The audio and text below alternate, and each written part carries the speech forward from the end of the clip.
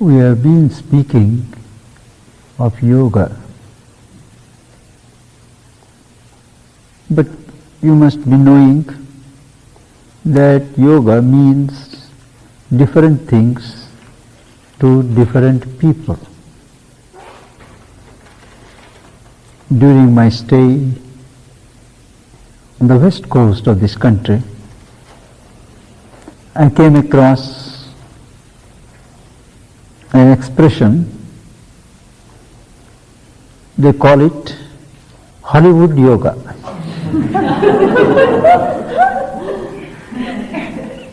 By that, I learned that they meant the kind of exercises that these actresses, and not actors don't bother, actresses do to keep their bodies slim and wiry and that sort of thing. Actually, as I said, yoga is a technique, a process of attaining union with the divine reality.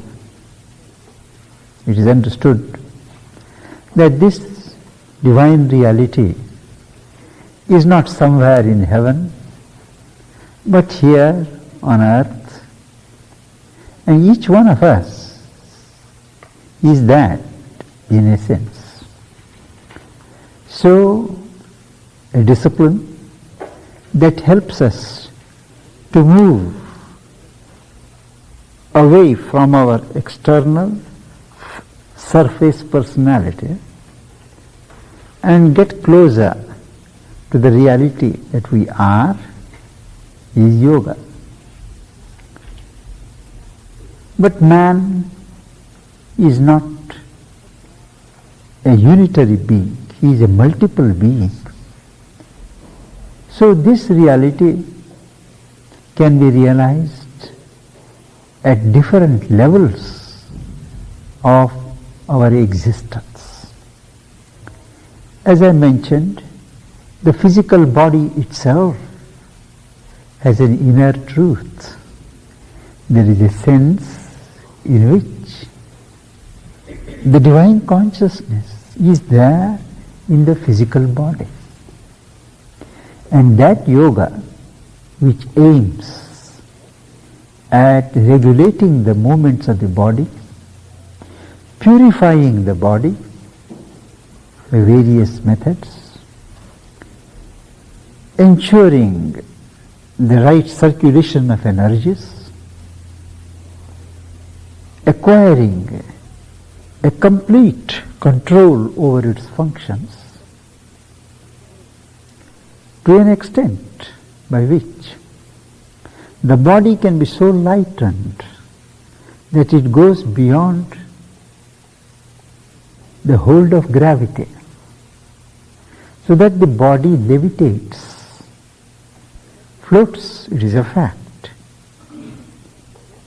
Now these come under in the province of what is called Hatha Yoga,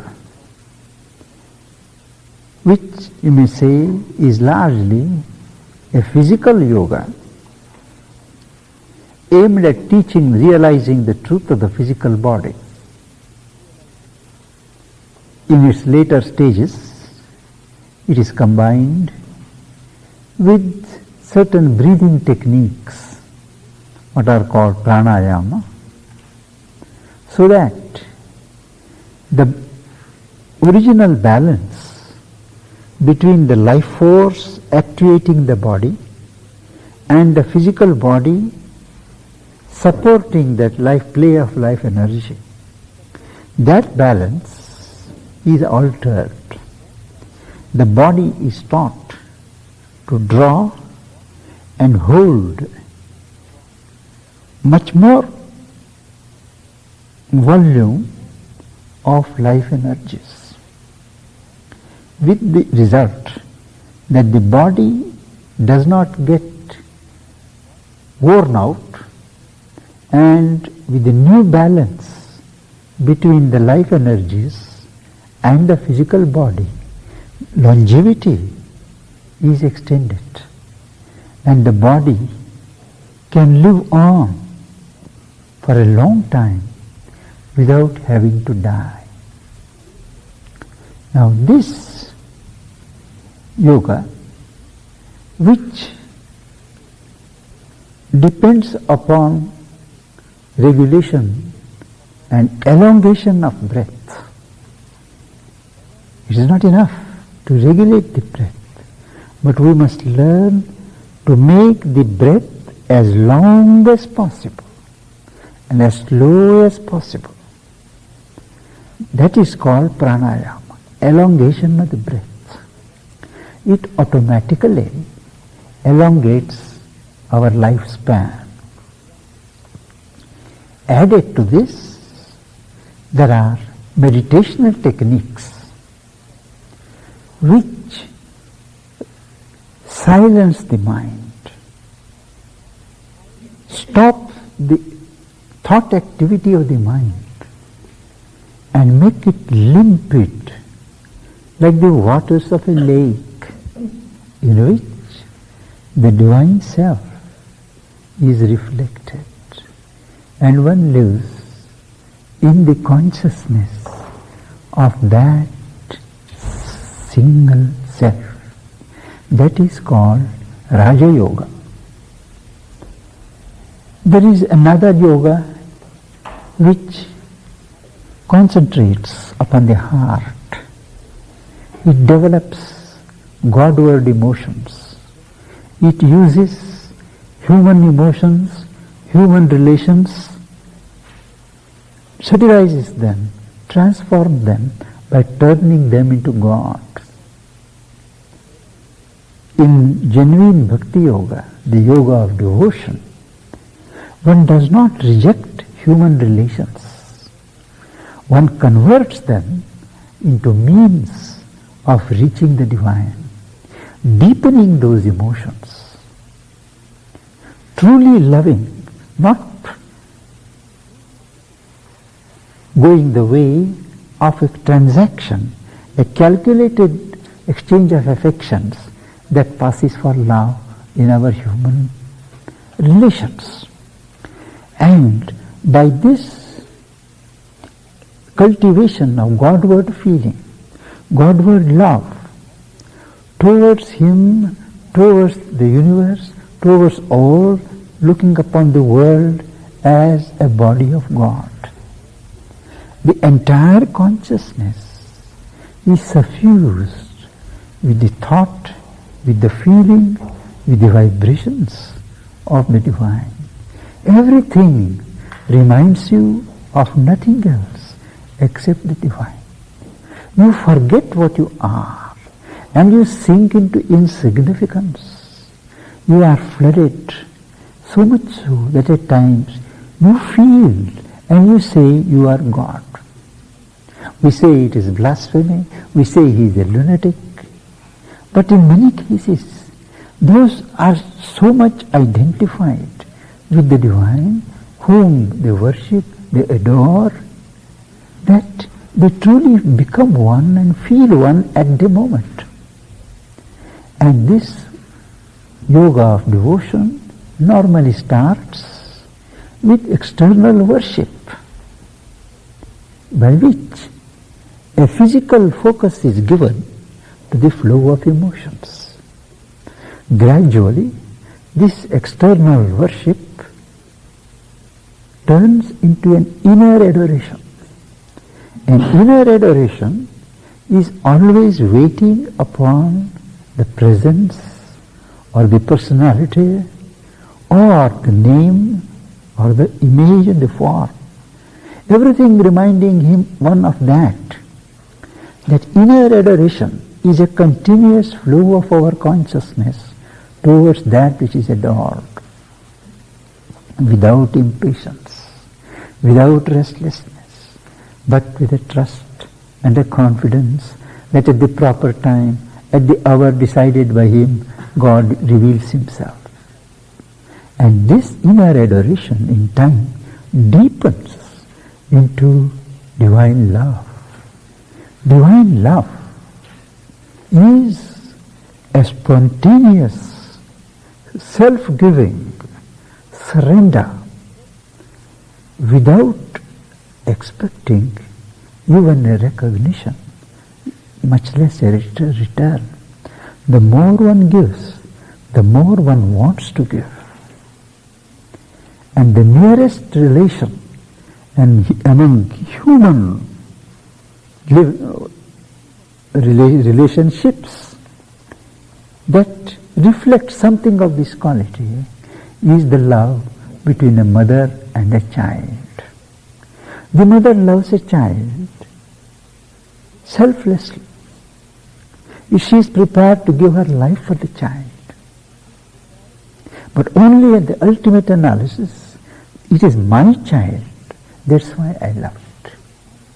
But otherwise, that love is 90% pure and reminds one of the love, divine love. Now, divine love, when one has it, one unites in consciousness with that which the beloved, and that brings, as the crown of love, knowledge. One knows what one loves, the immensity, the infinity, the eternity of God. When one realizes, that is the true knowledge. So, true knowledge comes by love and not by reading or study or through philosophy. They may prepare the mind, but only identity. True knowledge is knowledge by identity. And that identity comes by complete love. And that's the aim of this yoga of devotion. And there is the yoga of knowledge, of which I have already spoken, of silencing the mind, opening its lid, its upper lid, so that it first experience that one has when one silences the mind is a tremendous peace, an unchanging status before which you feel the earth, all life as a shadow. One feels that this immutable state, untouched by anything, is the only real thing. Everything else is a shadow, a passing show. Many mystics have stopped there,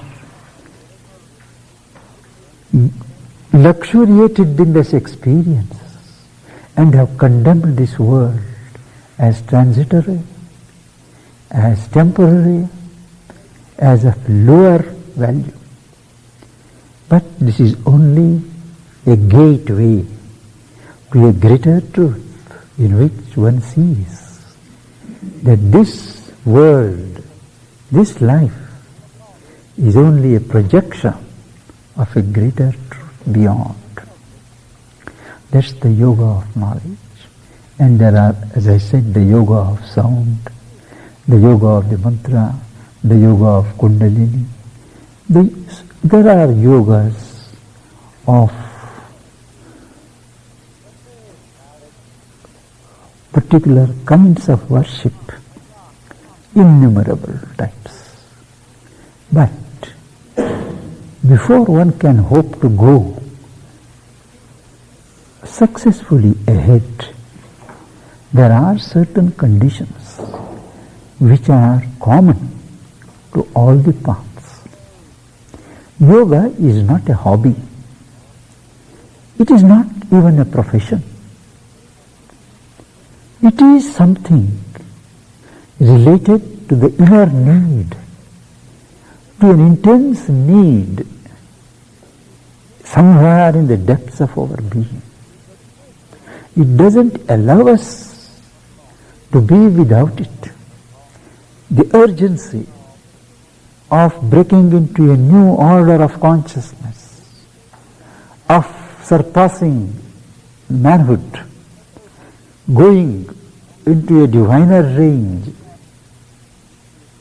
becoming one with God.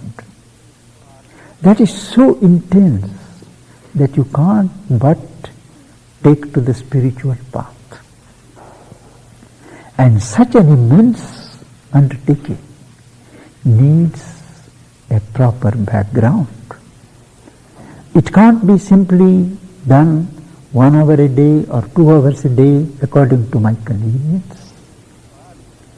If what I do during this 1 hour or 2 hours has to be fruitful, it needs a background. What is done during intense periods of meditation or prayer or practice of yoga can only be a peak experience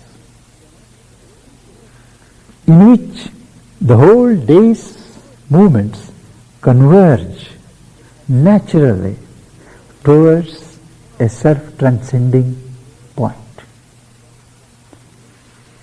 And to create a climate for yoga, to build a proper background for yoga, one has to recast one's life, general life, whether one is a boy or a man or a girl or a woman, whoever it is.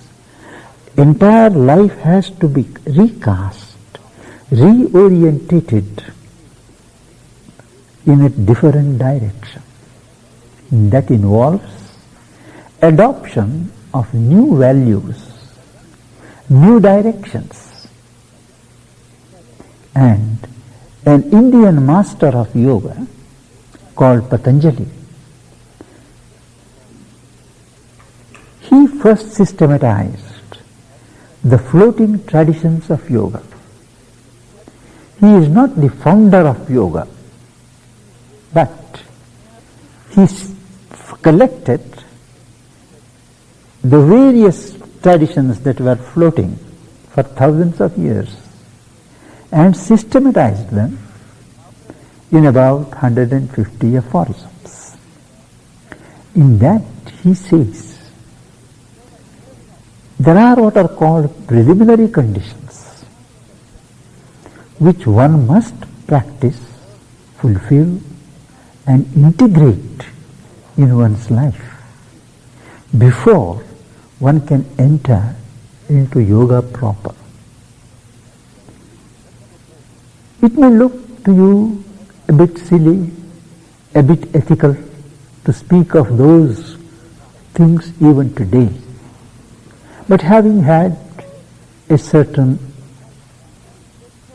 a considerable experience in this field, observing many failures, half failures, part successes in such projects, I have come to the conclusion that practice of these essentials in day-to-day life is a must.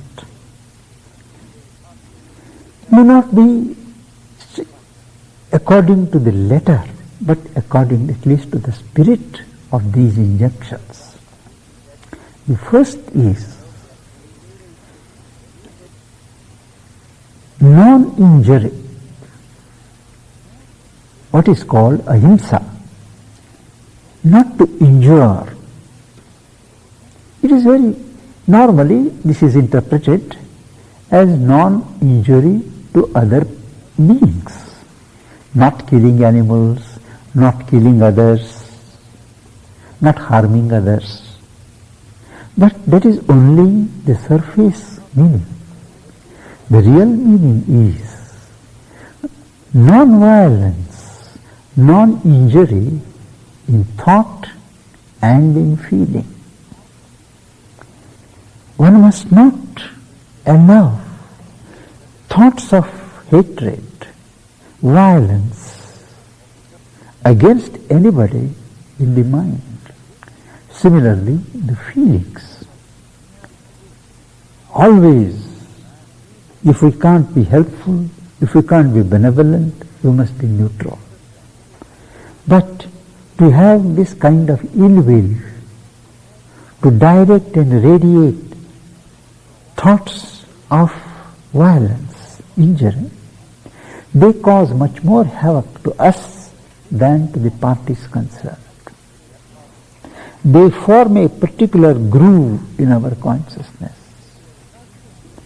And violence rears its head. And the true test whether one has achieved this is that in the presence of one who has imbibed the principle of non-injury, non-violence, is that traditional enemies forget their hostility in his presence. Indian history is replete with instances of hermitages, cottages of sages and saints, in whose courtyard a tiger cub and a deer cub, a serpent and a mongoose would lie down, forgetting that they are enemies by birth. This is the first condition. Elimination of violence from our being. Anger, hatred, ill will, these are forms of injury to others. The second is non-appropriation of what belongs to others. It does not mean physical non-appropriation. Even a mental grasp of what belongs to others, a mental desire, I could have it, I should have it, that itself vitiates the consciousness. One must be satisfied with what one has, and not always cast a glance, a longing glance, on what doesn't belong to one. The third is conservation of sex energy. Now, in the yogic context, there is neither sin nor non-sin in sex. We should completely dissociate sex from the religious conception of sin or otherwise. Sex is a legitimate part of life. And as long as one lives a normal, ordinary life of the world, sex is a perfectly legitimate concern. But when one chooses to change the direction of life, to elevate the level of life, many things have to change. And one of it is conservation of sex energy. It does not mean a total conservation, but conservation as practicable to each one. This is not a dogma. There is a whole science behind it, and that is this. Each human body, male or female, has number of sex fluids which are generated by sex energy. And as the body grows, these fluids, they gather. Let us compare it to water. And when it reaches a certain optimum, as the body comes of age, nature's way is to throw it outside, draw it outside, for her purpose of continuing the species, procreation. But if, without spending out that energy, one conserves, what happens is a certain heat is generated. The body glows with that warmth, and with this heat in the body, the willpower gets strengthened. The inner fiber of will becomes strong. If you still conserve, the heat turns into light. And when the light is formed, subtle light, the brain gets illumined. Memory power gets strengthened. And the capacities of the mind increase tremendously. If you still conserve, both heat and light turn into an inner electricity, vidyut, as a result of which you have an extraordinary brain power and effectuating power of the will. Still conserved, this electricity turns into what is called ojas, that is the power, creative power of the primal ether. Before this whole material creation came to be, it was from ether, the creative powers of ether, that things were formed. That power of creativity comes to man, and next stage is it turns into a spiritual energy which leads to self-realization. Now this is the rationale of conserving sex energy. How far each one is called upon to participate in this conservation is left to him. It has different meaning to different stages in life. But what is expected of one who does yoga is that he does not squander sex energy, but uses it in the right balance. The next condition is truth. Now this truth is truth in speech. And truth in speech cannot be unless there is truth in thought. If you always think deceitfully, if you always feel one thing and say another thing, you can't speak the truth. So there has to be a certain consistency between what we aspire for, our ideal, our thought, our feeling, our action. And we should take care to say only what is true. Where truth can't be told for whatever reason, one has to remain silent. One is not called upon to tell a falsehood. One must have the moral courage not to speak, not to answer. Now this speaking of truth, telling the truth always, leads to a certain capacity in yoga by which whatever you speak becomes the truth. Whatever you speak becomes a fact. This is called Vak Siddhi or fulfillment in speech. There are many sages, many saints, many yogis who are doubly careful about what they speak because they know whatever they speak will come true. So they are extremely careful not to say anything untoward, anticipating anything wrong, because they know the moment they say it, it will come true.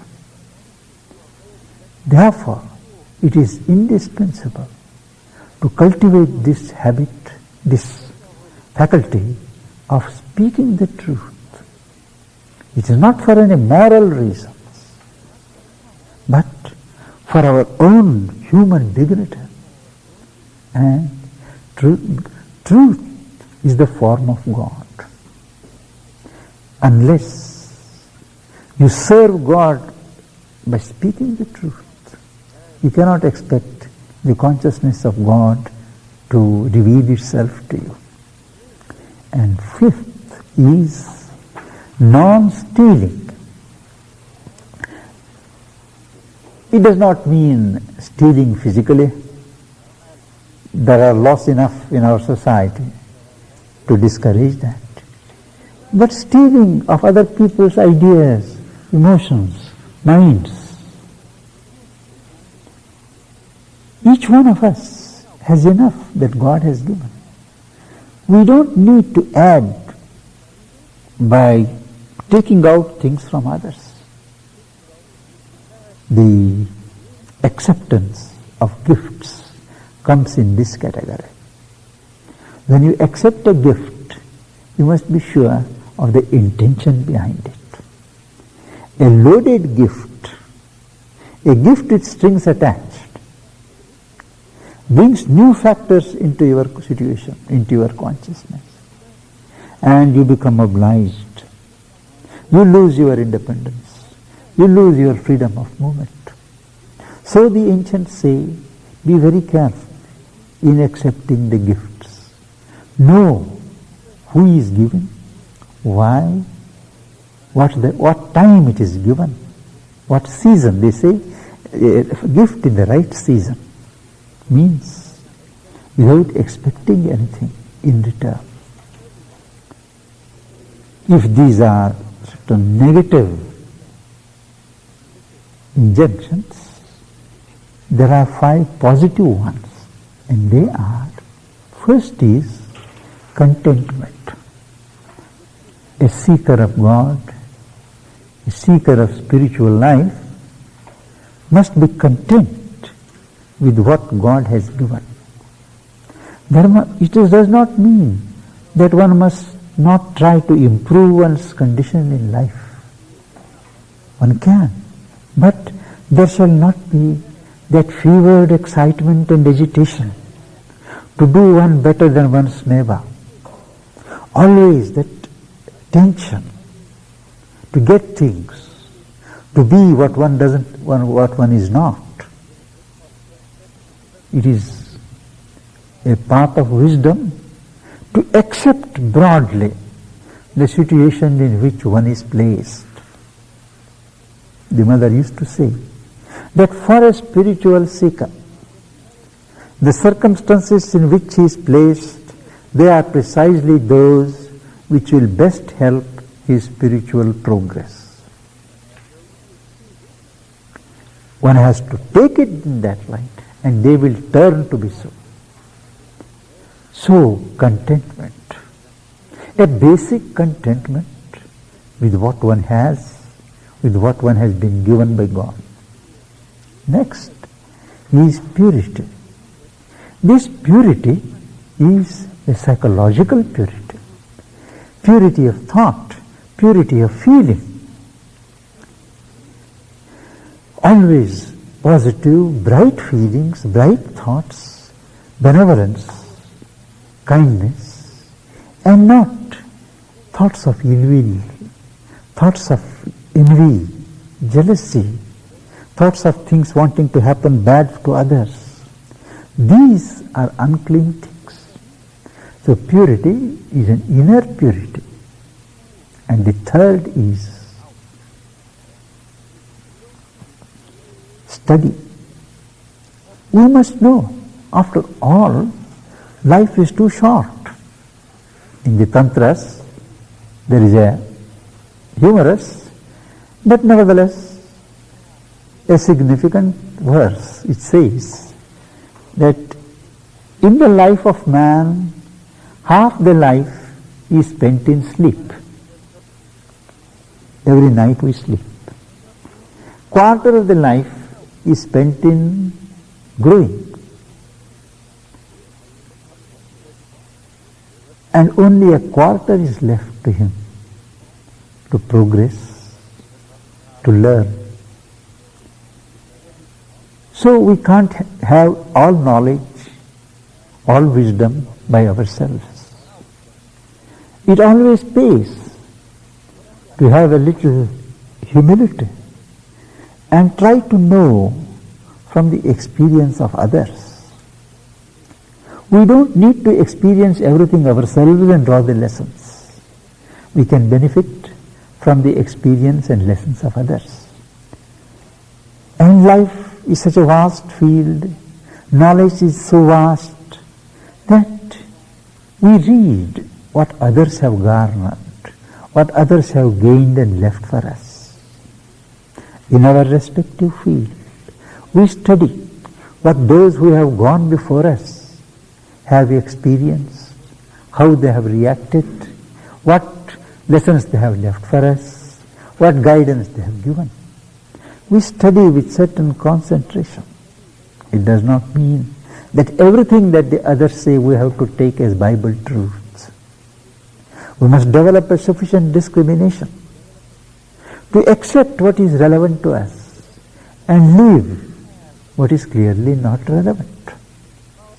This concentrated study of high subjects, those who study yoga, of the writings of mystics, their biographies of spiritual leaders, experiences of others in yoga, in spirituality, in occultism, all these prepare the mind, clarify the conceptions of the mind, so that when we have an experience, we know and we can interpret what it is.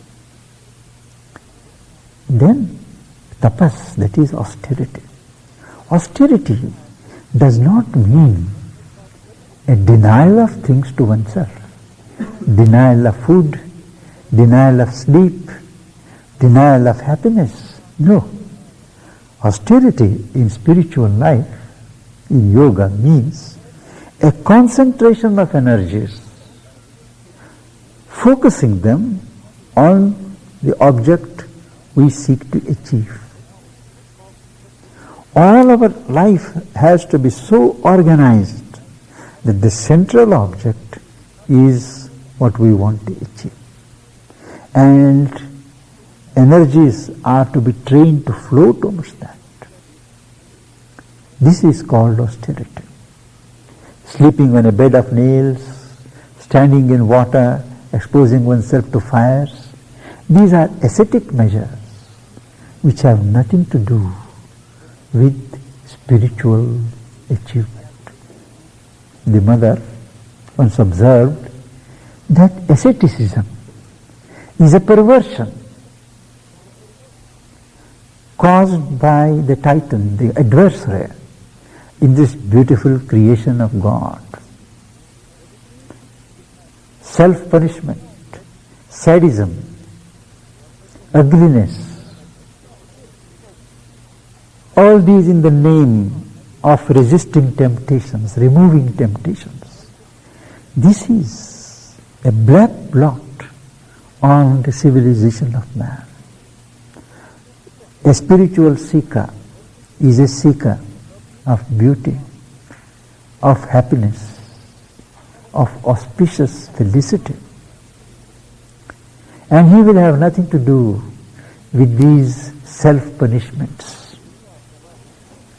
One has to have, as is said in the Gita, a moderate sleep, moderate food, a golden mean, neither too much nor too less.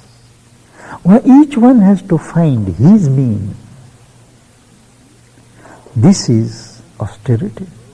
And last, to realize that the problem, the challenge of change is so big that all my effort, all my physical strength, cleverness is inadequate to meet the situation.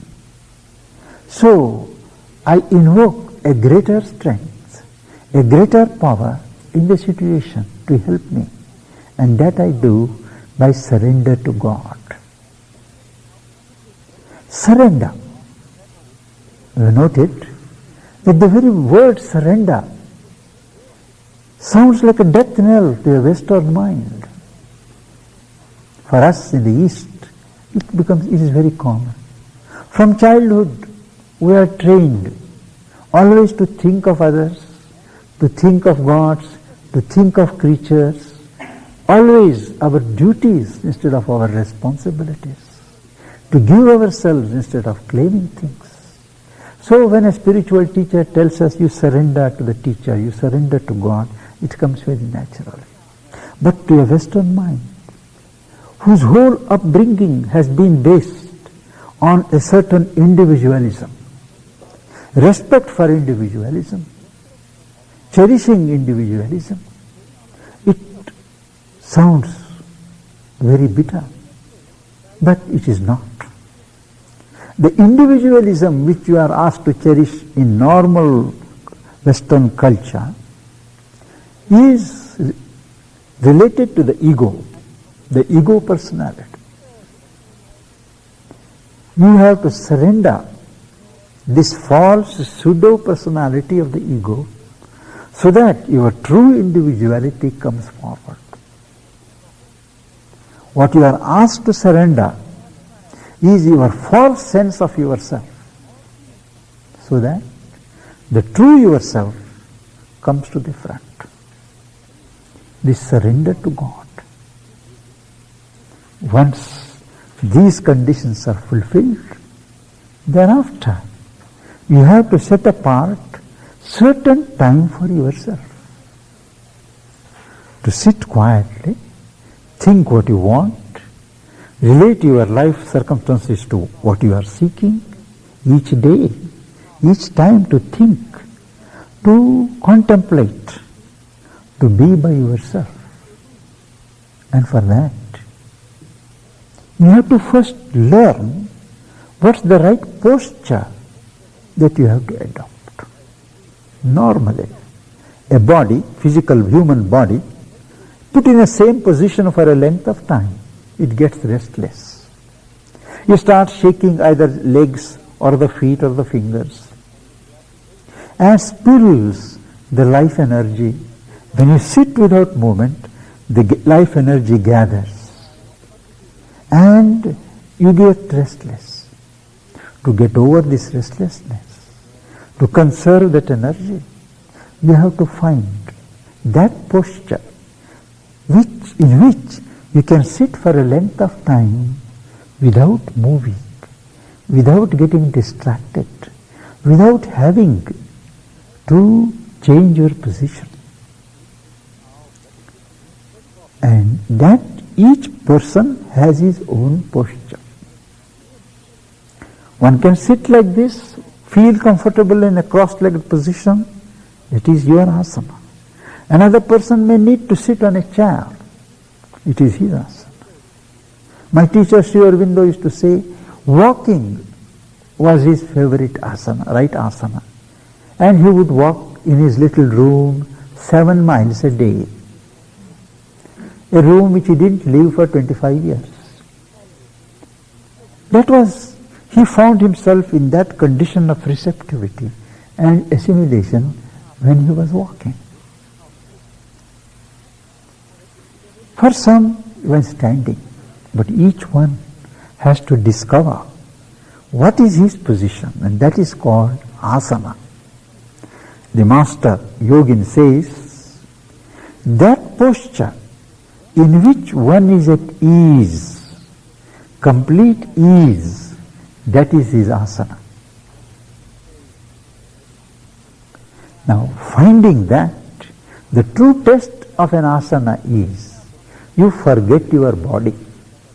When you sit in that asana, you forget your body. By experiment, trial and error, you have to discover. You may practice number of asanas, but they are not necessarily for purposes of this yoga. One of them may fit in, but whatever the asana, whatever the posture, there is one thing that is required, and that is you should sit erect. Stand erect, walk erect, sit erect. The spine must be in a straight line. Triunatam, 3 places must be in a line, they say, the chest, the nose and the head. They must be in a straight line. So that the ascent of energies or the descent of energies don't find any obstruction in their flow.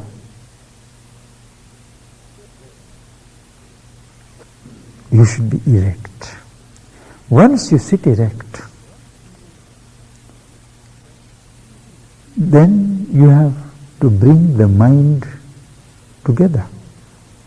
Normally, the faculties of the mind are spread out in 1,000 directions. If you are stopped in which there is a constant jostle of incoming and outgoing. So the mind has to be brought under control. And for that, deep breathing is an extremely helpful process. There is, as I said, a deep connection between the breathing and the state of the mind. By slowing the breath, by observing the breath, you will find how irregular you breathe. At times you breathe only through one nostril. At times you breathe fast. At times you breathe slow. Half slow, half fast. You have to observe and then slow down your rate of breathing. 5 or 6 times of deep in breathing and equally slow out breathing. That brings the mind in a focus. The thoughts come under control. Once that is done, you have to fix the mental faculties, the mind, on something. The mind can't function in a vacuum. So you have either an idea, a form, a sound, or an experience, feeling, on which you concentrate, you fix the mind. And that is called concentration. In the very nature of things, this concentration can't last for a long time. So within a few minutes, you just relax that hold and let the mind flow, the consciousness flow on the chosen theme. That is called meditation. An exclusive dwelling of consciousness on a chosen object is called meditation. And as things develop, slowly the distinction between you and the object meditated upon, it blurs, leading to a stage when you forget yourself and you become one with what you meditate upon. But in the very beginning, there is a great distraction, what we call invasion of thoughts. When we sit quiet, we become aware of a rush of thoughts. Thoughts always the rush, but we are normally preoccupied with many things to take notice of them. But when we sit for meditation, concentration or prayer, there is a rush of thoughts. One way to deal with them is to let the thoughts flow without interruption. Only you don't participate in the thoughts. And you find the thoughts revealing so many nooks and corners in your own being which need to be cleared, cleaned, and gradually the flow comes to a stop by itself. It's a question of patience and sincerity with which you desist from participating in the flow of thought. Another way is to treat each thought as an intruder, an outsider, and shut it out the moment you become conscious of it. It's a very strenuous and a laborious way of building what is called a vacant mind. A third and perhaps the most practicable way is to ignore the thoughts. After all, interest is the basis of concentration.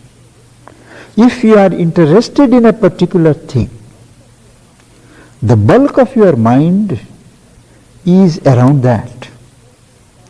Only the surface part of the mind takes cognizance of the thoughts or things that move about. Just as when I am talking to you and you are listening to me, we hear other noises outside this building, but that does not interfere with our communion. But something registers that. So, the surface part of the mind must be left to deal with the thoughts that come. But the main part of the mind must be concentrated, must be concerned, must be around the object of meditation. This leads in time to what I may call a bifurcation of consciousness, so that in your normal day-to-day life, there is an external part of your being which deals mechanically with the normal situations. But something of yourself centrally is aloof, always in contact with something deeper, observing, sanctioning, but not involved. This makes it possible to live in the world and yet live in the Spirit, live in God. These are certain broad fundamentals of the preliminaries of yoga.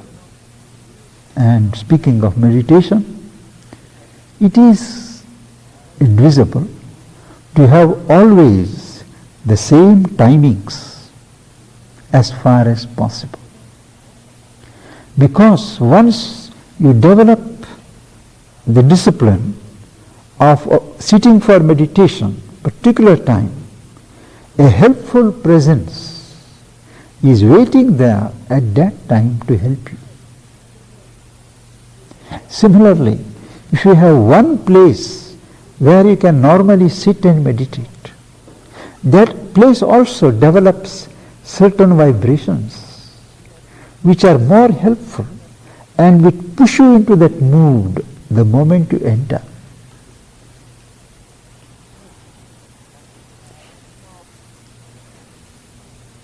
It has been found, and this truth is being applied in even number of industrial houses. That is, to have a room of silence, a small room which is exclusively devoted to self-collection, to self-concentration. You don't talk there, you don't speak there. One need not be doing spiritual practices. Even when you are obsessed with a certain problem and you want to find a solution, if you go and sit in such a room of silence, you are helped very much.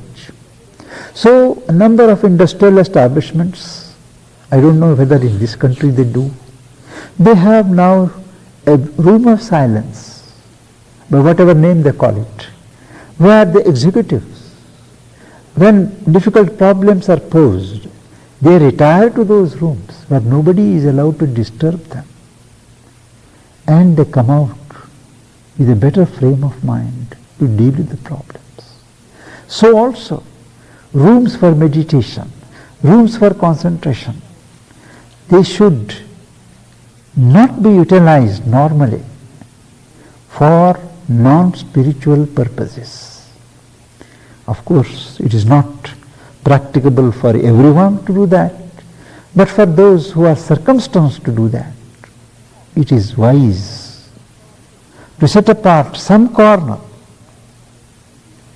where you do nothing else except perhaps study, meditate, commune with the divine. These are some of the suggestions that I thought I could offer to you, a band of seekers who are drawn here for a central purpose. I would welcome any questions. Yes. Yes, please. Could you talk more on trust in Guru and safeguards you can take in picking the right Guru?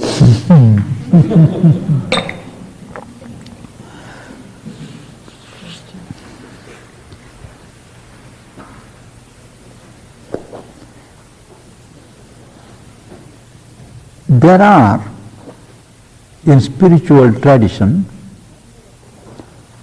number of types of gurus. One who awakens you is called the awakener. He doesn't play any part further in your life.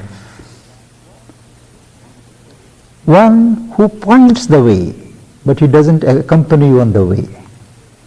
He is another type. One who instructs, gives you information, all the procedures, but doesn't thereafter help you. He is an instructor. That way, there are one who inspires you by his example, by his presence. He is the inspirer. There are like that number of gurus.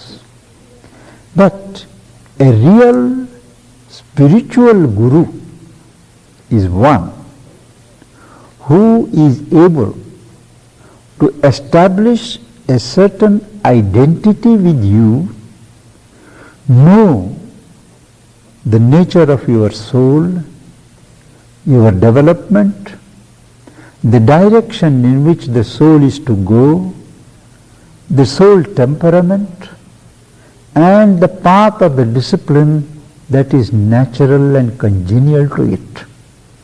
He should have the patience to give himself and his time enough to study you, welcome you in his fold for that purpose, and he must have, as I said earlier, the capacity to transmit his spiritual realization, his spiritual dynamism to you.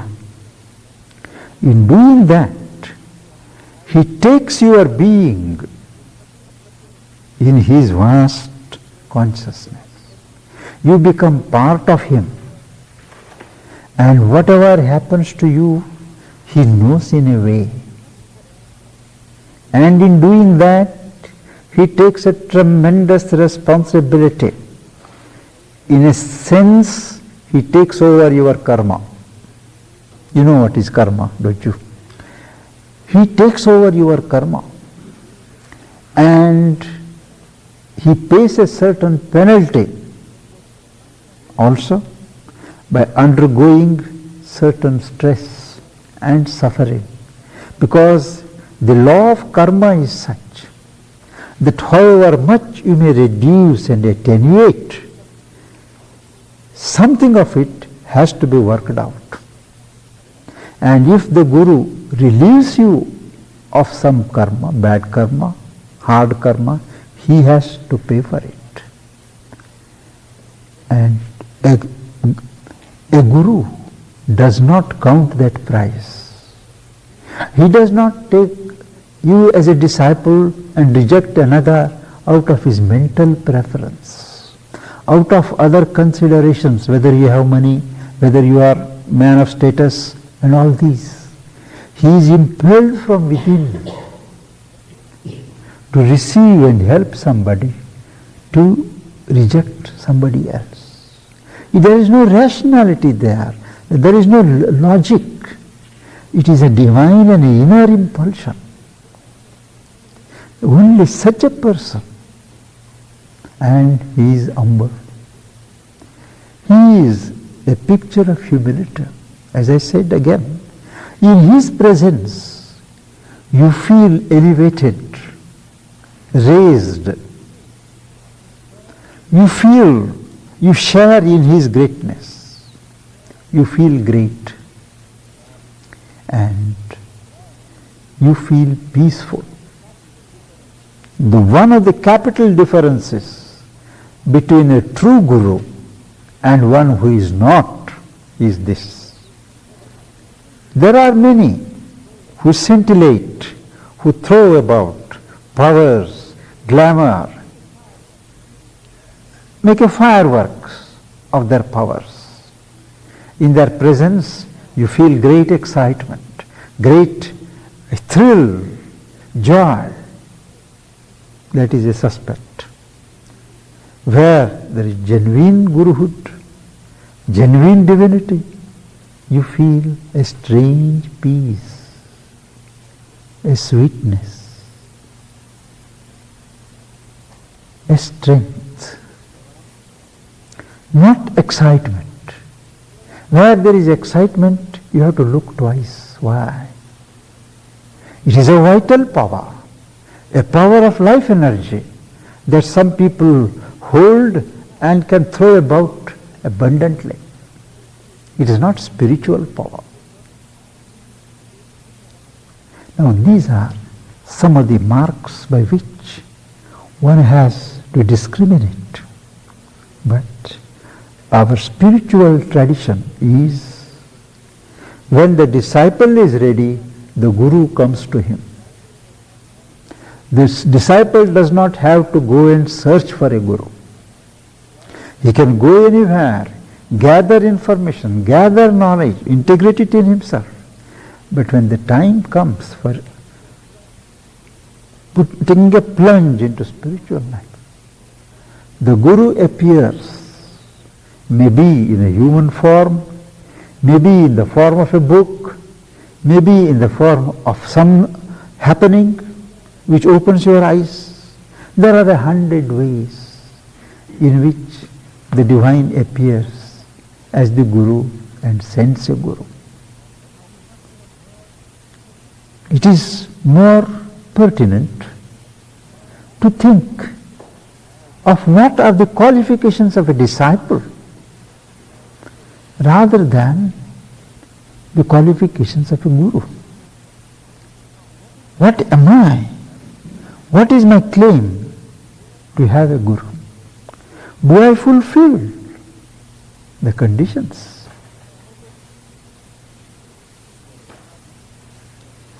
There is that old story which some of you at least may have read, but which can be repeated for the benefit of those who have not known it. And that is, a young man, he noticed that in the forest around across the river, there was a holy man. And a number of people would always go there, learn things from him. So he felt a natural desire that he too should be there, become a disciple of that holy man and learn knowledge.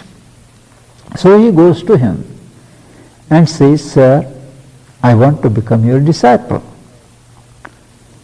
The guru had a good look at him and then said, "But there are conditions you will have to fulfill." He said, "Yes." "Do you know what they are?" He said, "What are they?" He said, "Early in the morning, even though there is snowfall, at 4 o'clock you will have to get up, go to the river, wash yourself, collect fuel, cut fuel, and bring it here for our purposes, worship, cooking. And then you attend the classes which I hold, study, and you will again go with the others and work in the fields. Come back, have some food, and continue the lessons." So he gave him a program, and as he was speaking, the disciples' enthusiasm was becoming less and less. Then he said, "And sir, what do you do?" he asked the teacher.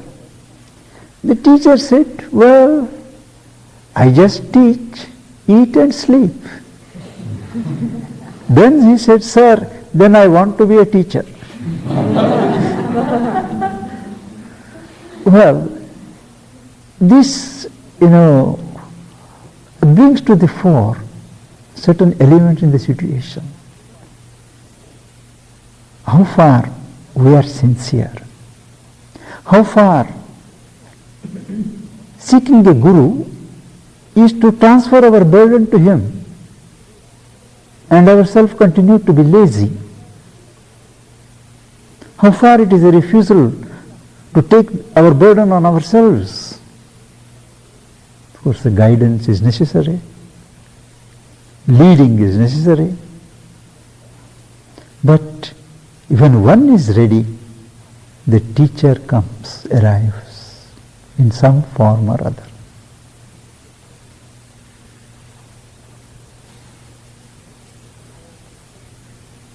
So my understanding is that the yogic way says that whatever happens is supposed to happen.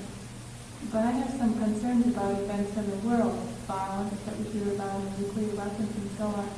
Could you give me a yogic perspective on those events and those sorts of things to use some comfort in that? It is not, I'm sorry, the question is, whatever has happened had to happen. Did I hear you right?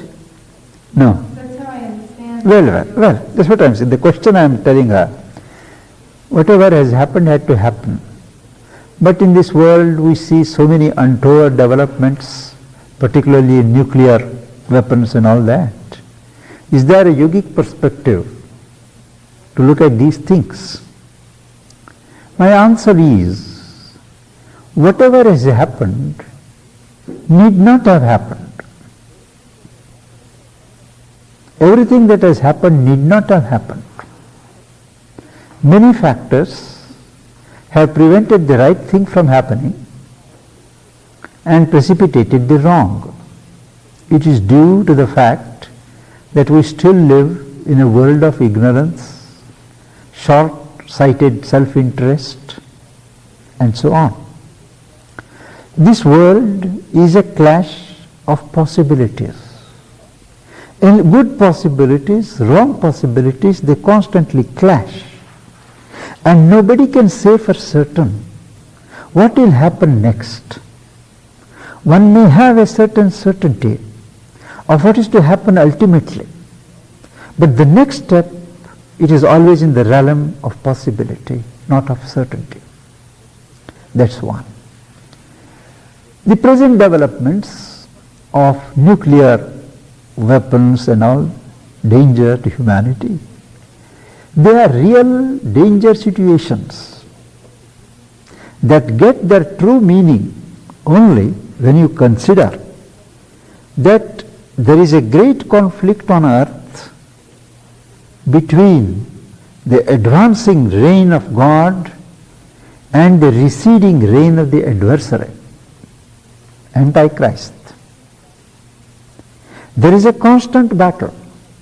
The battle is fought not only in life, but in each individual. There is a constant conflict. Each time I have a choice. I decide to put my weight on the side of truth and God. I help in promoting the divine consciousness. Each time I do the others, I put my weight on the side of the adversary. So this misuse of technology, wrong use to add danger to life of humanity is clearly a work of the adversary. And we can only have the faith that ultimately truth will prevail, God will prevail, and appearances are not always the final truth. So in these matters, one must have faith and put one's trust in the divine possibilities and conduct oneself as if these negative elements will slowly recede. That's all that we can do.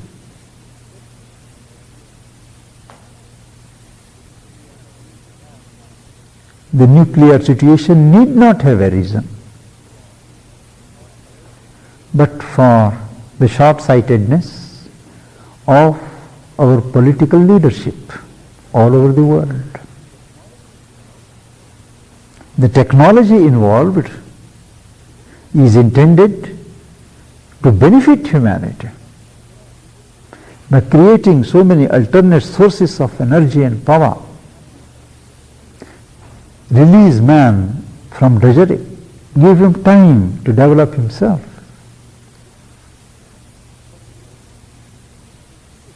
But it has not been. We have to recognize the danger inherent in the situation.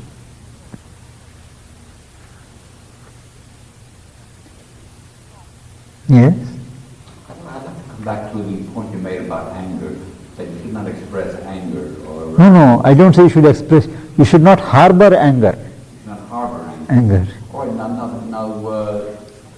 well, if somebody does or does something bad, Yes. my wife, take a trivial thing, always needs lights on all over the house. And I tell her several times, and it doesn't seem to work because of various reasons. So I automatically develop anger.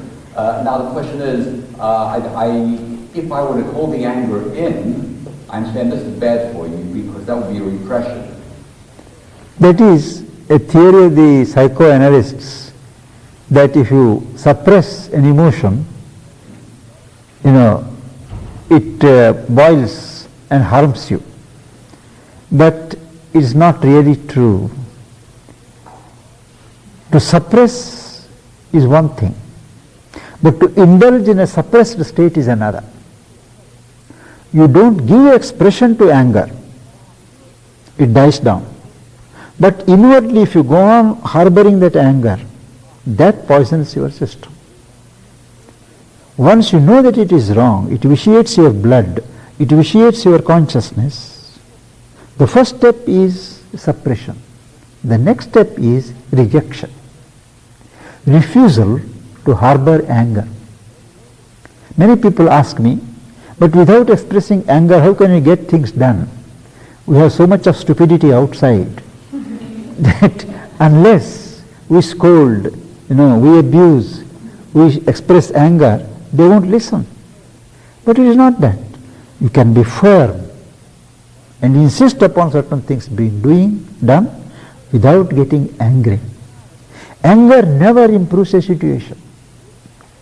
Anger raises a counter anger. The other party may not be in a position to retaliate in anger. He may suppress. Now, suppression is the first step, but then rejection. 6 times the same situation, creating anger happening, and each time you refuse to give expression to the anger, 7th time you will not have that anger. That's the experience, the truth. So it is not enough to suppress.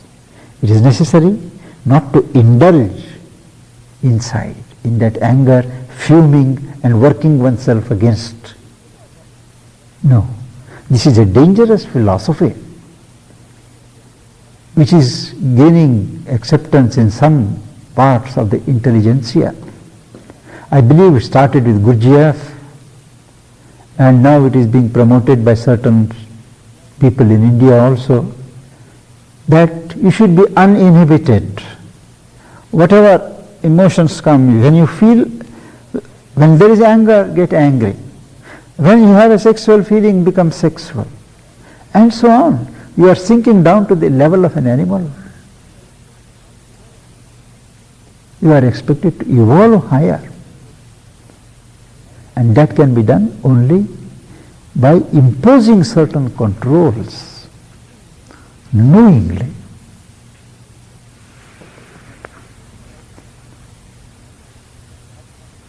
You made the comment that love is the force that alters fate. Yeah. Could you say some more about what level of love and how that works? Question is, love is a force that alters fate.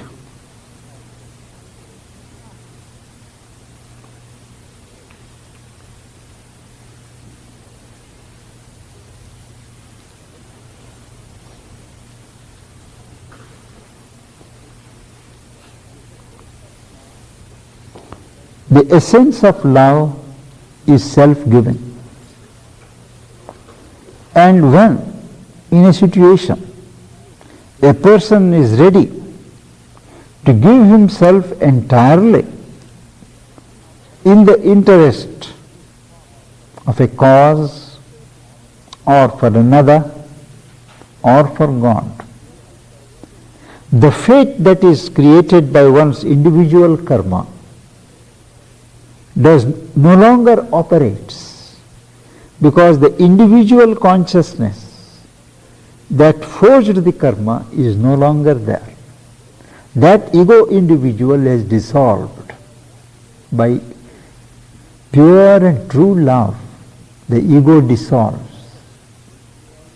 And it is the ego person who always creates karma, who builds a fate, creates a fate and a destiny.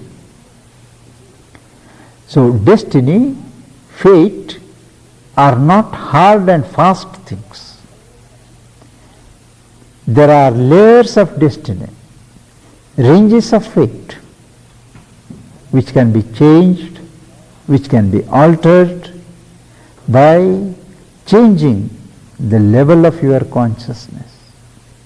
That is why they say that once a person turns to spiritual life, his normal horoscopes, astrological readings do not apply to him, because he has shifted his level of life to another, in the realm of the spirit. He owns allegiance to something else.